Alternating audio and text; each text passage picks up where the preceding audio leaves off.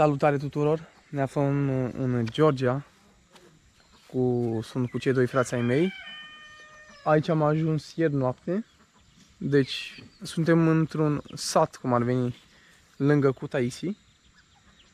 Kutaisi fiind al treilea cel mai mare oraș al Georgiei. Și am ajuns aici ieri noapte. Ne începem aventura noastră în Georgia. Sau Sakartvelo, cum îi spun georgienii. Și aici este casa proprietarului. Începem puțină vizită din curte. Uitați cât de frumoasă este. Toată în lemn. Și curtea aceasta este foarte frumoasă. Uitați cât de mare este. Și uitați câte animăluțe avem pe aici. Ei, ei. Ei. Ce frumos! Ei, ce mă! Aici avem două cupui. Hai, acestea mari. Ei! Mă mir cum de nu se sperie, stau pe loc toate.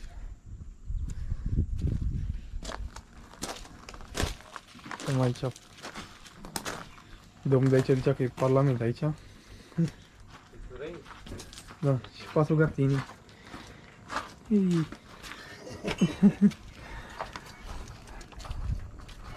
Cu 2 puiuți.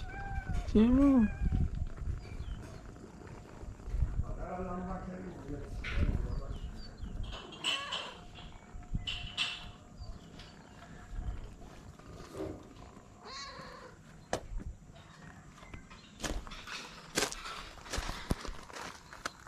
Iar aici am dormit noi. Și o să mergem și în spatele curții să vă arăt ce am văzut pe geam azi dimineață. Că ar veni, ce ar fi măimii ăla? Un misine.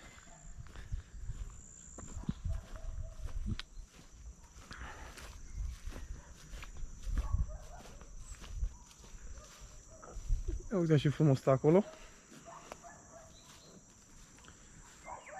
Da. Și deci am venit în Georgia. Georgia am crezut mereu că este o țară foarte autentică. Are propria ei limbă, propria ei gramatică. Se scrie în felul ei. N-are nicio treabă cu nicio limbă din Europa. Și mereu am privit ca Georgia ca o țară așa ceva vechi de a rămas în ea. Și ne-a atras foarte mult și până la urmă uite că am ajuns aici, suntem foarte fericiți. Și de aici o să ne îndreptăm spre Cicaltubo, care a fost pe timpul sovietic unul centrul de spa cel mai mare din epoca sovietică. Și de acolo o să ne îndreptăm spre o grotă foarte frumoasă și o să vedem ce va urma.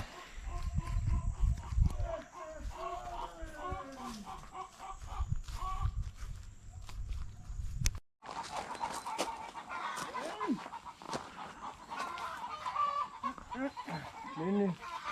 A, să dăm jos? Hai, hai, hai. Hai, bagă-te tu, Emi. Curaj, curaj. Dă-i, Moment, curaj, curaj. să-l cu apă aici de ăla acasă. Dă-i, mă. Vrei ceva mai mare, mă. E ceva mai mare, mă. Lăsăm. Hai să mergem. Da, mă, imediat.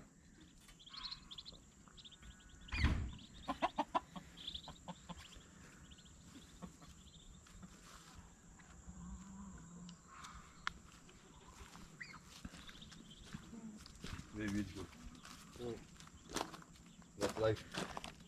They don't.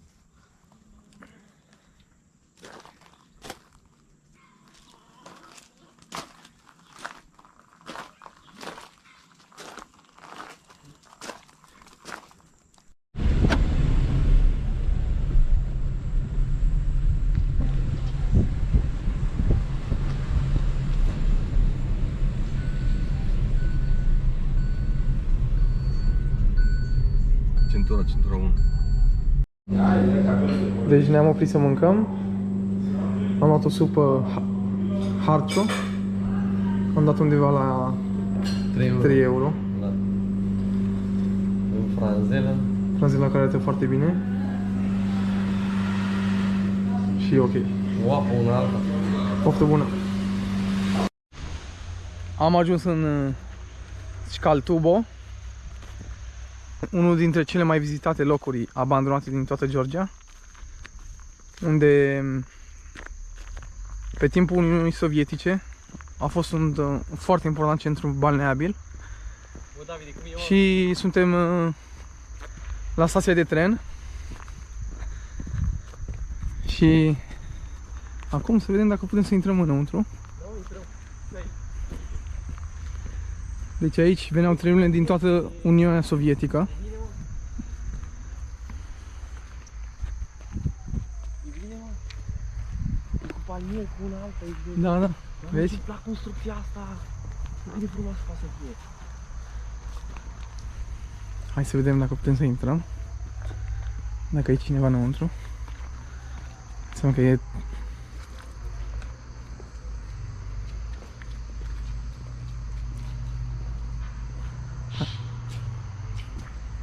Wow. Hai în cală. Hai.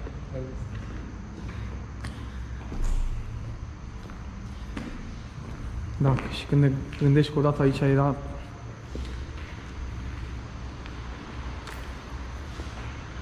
Da. Nu prea a rămas mai nimic.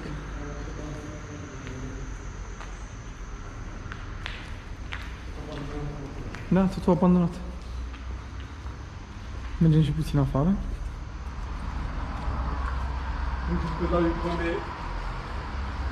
Da. Și imediat o să ne îndreptăm spre sanatoriile, unde locurile termale, unde pe timpul Uniunii Sovietice turiștii veneau. Mulți dintre ei cu o prescriere de la medic și care se vindeca multe boli. Am ajuns la sanatoriul Medea. Foarte important loc termal pe timpul Uniunii Sovietice. Dar după căderea Uniunii Sovietice a devenit o ruină. Nimeni nu s-a mai îngrijit de aceste locuri și este totul abandonat.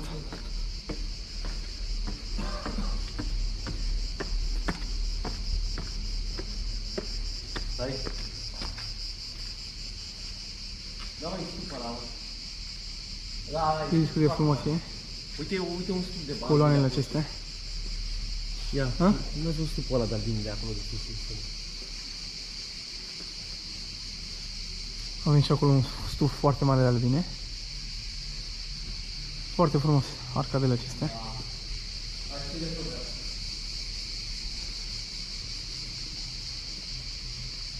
Hai că mergem mai pe aici, la drept. Și vedem. Hai să vedem cum se prezintă înăuntru.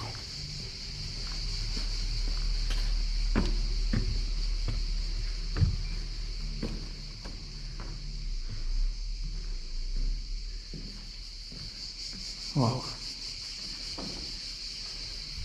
Totul părăsit.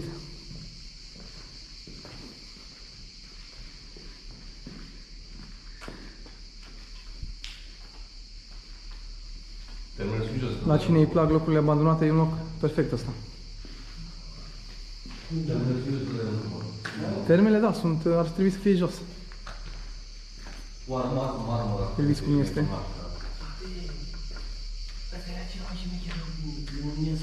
Da, cred că e marmură asta, nu? Nu știu și cum a rămas marmura, ești nebun. Cred. Asta e marmura, cum a rămas. Aici avem un balconaș. Incredibil. Da, e foarte frumos. Dă seama cum era odată locul ăsta? Hai în jos sau în sus? Hai să în jos, mă. Nu mai fac jos. De ce? Nu mai mergi. Hai în sus atunci. De ce? Ce scrie făcut, mă? Ce ai, mă? Zici că ești primul care mergi pe ele. Nu mă sunt. Sunt solide, mă, ce ai. Te ține foarte bine. Poți să sar pe ele, bă. Mamă, tu stai cu Respirează în pește. Mamă, hai sus de tot. Nu vă ține. Da, și cred că o să mergem sus de tot și e ok. Da, deci aceste locuri nu sunt chiar foarte abandonate. După războiul din Abkhazia, după anii 1993, după ce Rusia a invadat Abkhazia și Osetia de Nord, foarte mulți georgieni și-au găsit adăpost aici. Deci trebuie să avem respect față de ei. Și aici suntem undeva sus. Priviți câtă verdeață, câtă natură. Se zice că acesta este cel mai verde oraș din Georgia. Băile termale unde sunt? Am ajuns și la al doilea sanatorium. Se chema Metalurgist. Domnul de aici, de la intrare, cred că e un om de pază. Ne-a cerut 5 lari, 1 euro și ceva.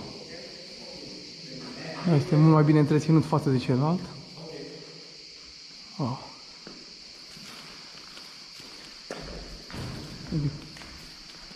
Deci 5?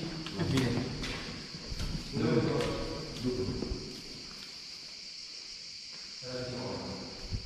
Pe unde, mă? Ce frumos!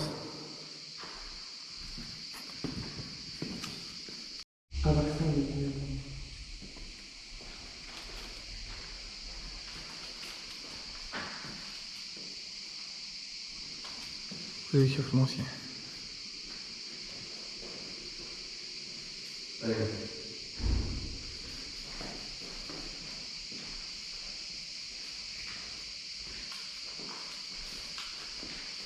Wow, și aici apare o zonă de teatru, nu?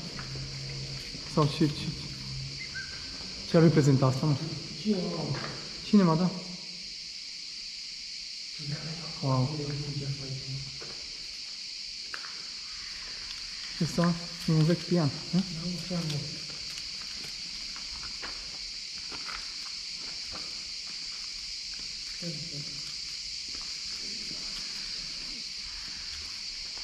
Wow.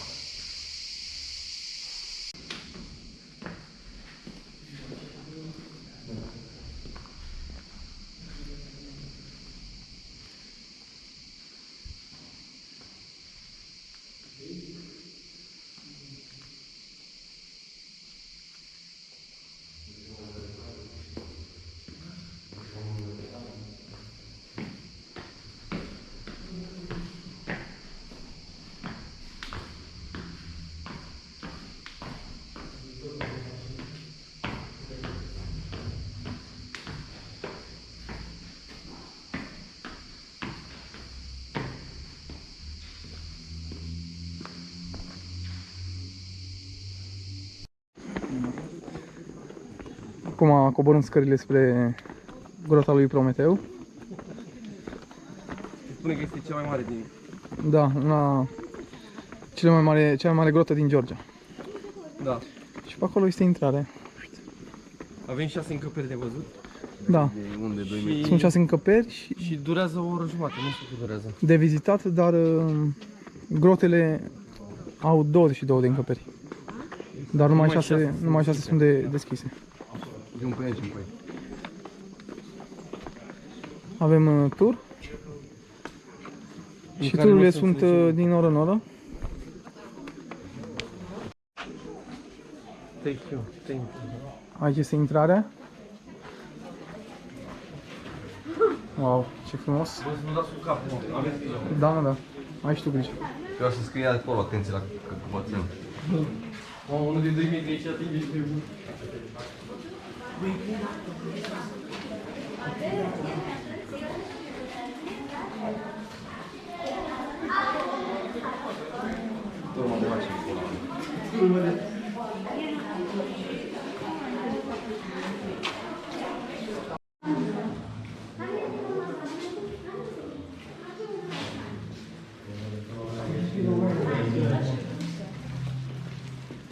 Aici la pietrele acolo. Da, da.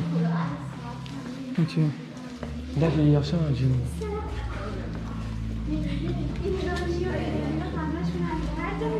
Asta e una din decăperi, nu? Hai de capul. Hai de capul. wow, ce frumos.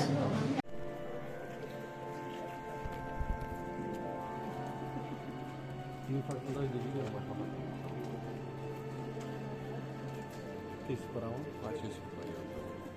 Pregătit de lucru. Asta mă duc. Se prinde bine.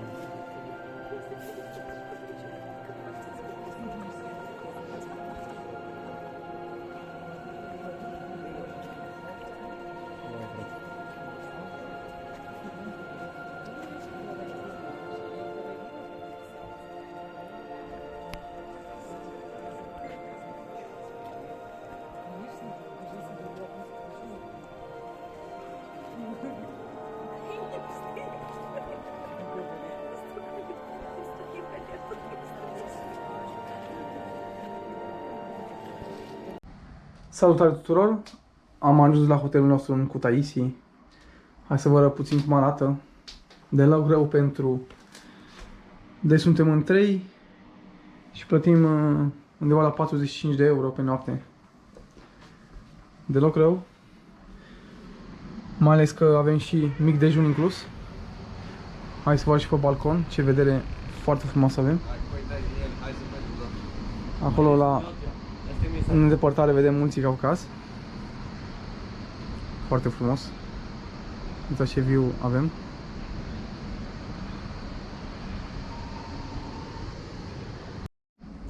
Haideți să vă arăt și bagnotele de aici. Se cheamă Lari Georgian. Am cam de toate măsurile.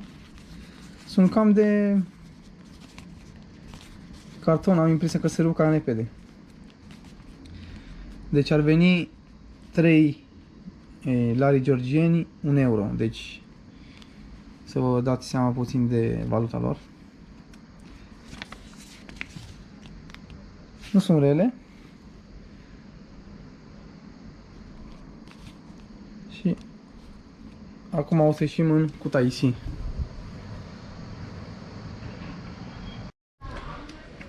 Am ajuns la catedrala din Bagrati. Uitați-vă cât de frumoasă este.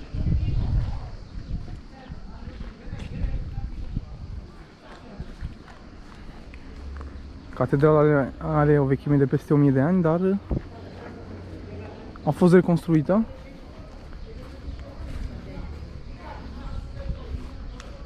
Nu se vede nici cupolă de aici.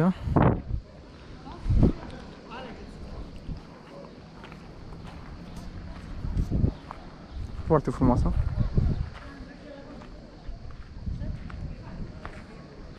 Și acum o să intrăm și înăuntru. Să vedem cum arată.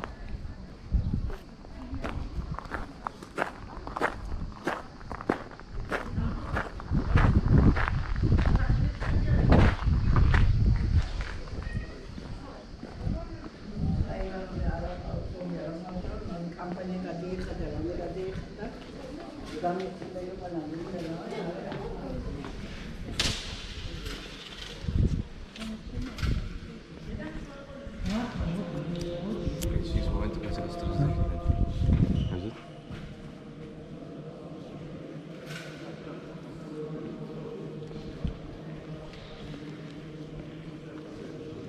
Fac și o poză de aici.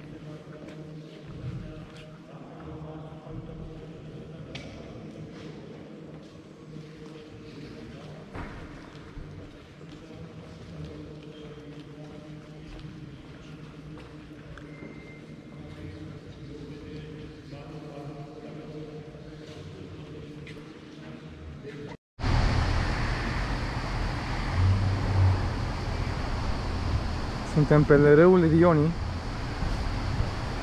Și acea catedrală este foarte interesantă. O să fac de asemenea câteva poze cu camera mea.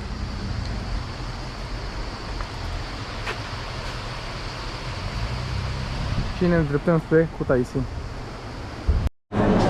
Da, deci am ajuns și la bazarul din Kutaisi. Domnul, nu de acum de mă să avem A? drum mâine? Ce? Să luăm? Afine de alea. Hai că luăm, o să luăm după aia, când ieșim dacă. Miroase foarte bine. No, I can. Ce mă ăla? Să-mi uita ieri să-l mâncăm acum. Ah. Mamă, ce bine miroase.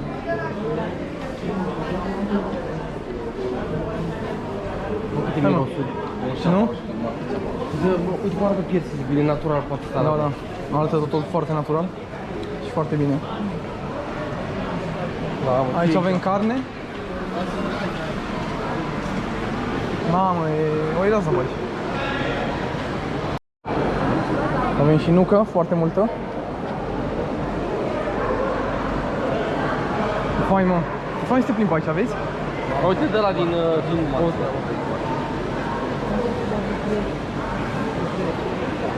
Zi o bucățică, zi să dea o bucățică. Nu, dacă trebuie să mă mănânc. A? Zi, mă, ia o bucățică, mă. E ca și orice să fie, eu știu, e ca și... Da, da.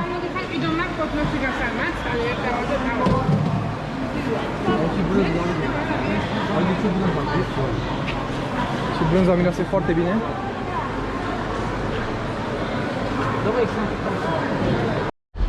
Și am ajuns și la acest mural care rafigurează istoria Georgiei în puține cuvinte.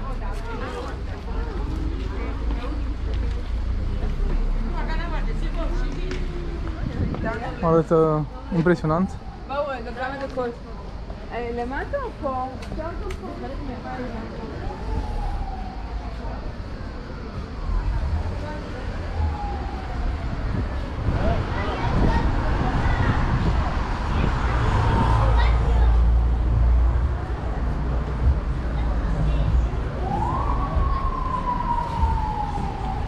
Faimoasele Matrușca.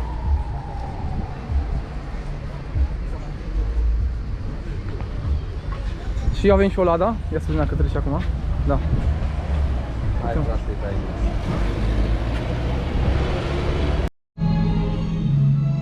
Deci ne-am oprit lângă un restaurant în piața centrală. Se cheamă Gala Restaurant. Acesta este carnivor, Khachapuri, chicken kebab. Poftă bună. Și avem și un vinal foarte bun. Asta e piesa clasei, piesa... Georgia este foarte renumită pentru vin. Asta e din zona... Este- Uite, e din zona Calazani. vinului. Din zona... Da, din regiunea vinului a Georgiei, unde să mergem ultima zi. Suntem în mijlocul Kutaisiului și aici vedem fântâna Colchis, una dintre principalele atracții din oraș. Iar aici este un monument național. Bravo, ce faci?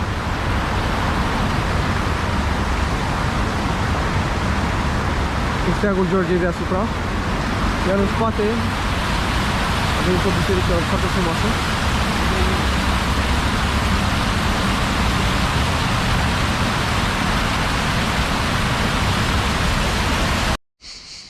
Și până la urmă am ajuns și la altă biserică.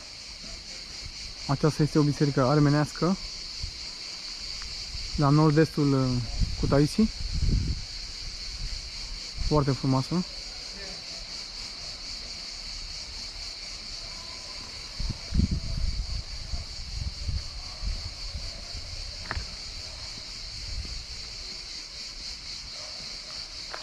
De.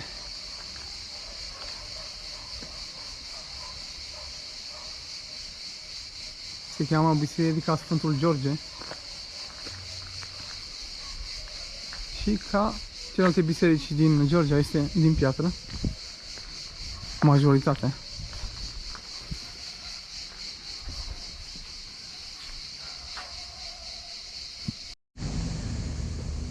Ne-am întors la hotel. Hai noroc. Vinul că se răgește, se încălzește.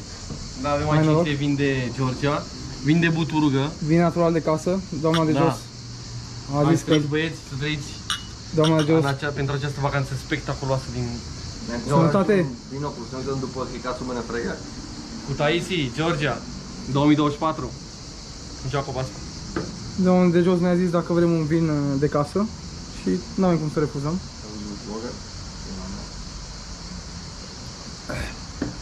Așa priveliște.